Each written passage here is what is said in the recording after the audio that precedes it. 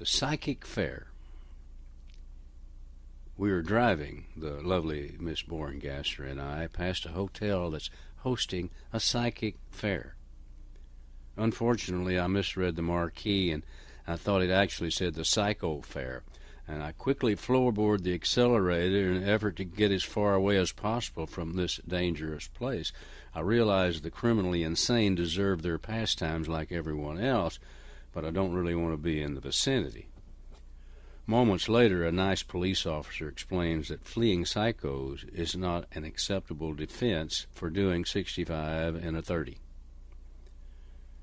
As I tuck my speeding ticket in the glove compartment, the lovely Mrs. Borengasser explains that it was actually a psychic fair and suggests we check it out. The psychic fair consists of several large rooms of displays and exhibits, demonstrations, and oddly dressed characters giving readings. A reading, as it turns out, is not a recitation of a poem or a chapter from a new bestseller like you'd get at your local Barnes & Noble. No, a reading consists of giving a perfect stranger $50 to guess what kind of person you are and what will happen to you in 2 or 3 months.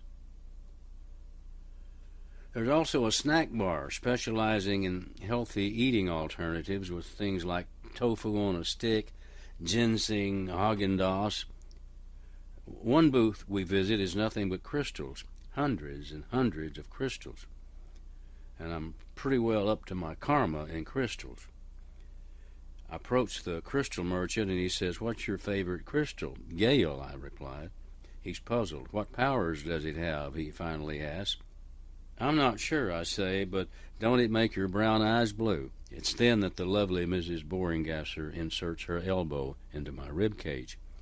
At the next booth, a woman steps up and asks, "Are you interested in astral travel?" "I don't know," I answer. "Is that where you go on a vacation with the entire Houston baseball team?" "Not the Houston Astros," hisses the lovely Mrs. Borengasser. Astral travel is when your mind leaves your body and travels to other places. I shudder and whisper back, "You mean like what happened to our luggage at last trip?" I turn my attention back to the astral travel agent. "No, thank you," I tell her. "My mind wanders a little too much as it is."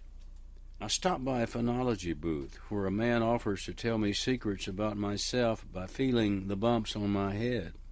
"Sure," I agree. He gropes around on my head for a moment and observes, "This protuberance means you'll have a long, fruitful life." And no disrespect intended, but I think the protuberance means I ought to be more careful getting out of the car. At one booth, a woman offers to consult my spiritual guide to see what supernatural advice he might have for me.